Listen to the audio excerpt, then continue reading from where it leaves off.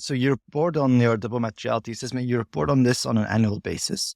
But you don't need to redo the full assessments every year. So there's a couple of internal triggers, I would say, that will make you redo your double materiality assessment. But there might also be external triggers. So internal triggers would be, for example, if there's a significant change in your activities, or if there's like new stakeholder groups that can be affected or that have an influence on you as a business. So we notice a variety of that. Another important internal trigger that we see is that as an outcome of your initial double materiality assessment, you kind of notice that some topics end up a bit in the gray zone. Like, is it material? Is it not material?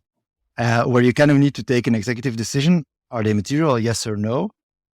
And then, I mean, that's often the part that can lead to debates with your auditor, who needs to sign off on your approach and on your results.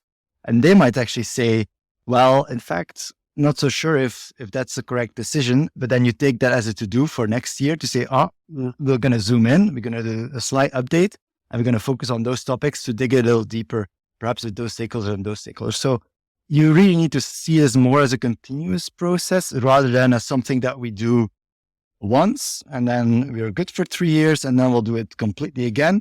We rather see this as something like a muscle that you train and that you kind of keep up to date. So that's more on the internal side, but also on the external side, you know that there's going to be industry specific standards coming from Europe.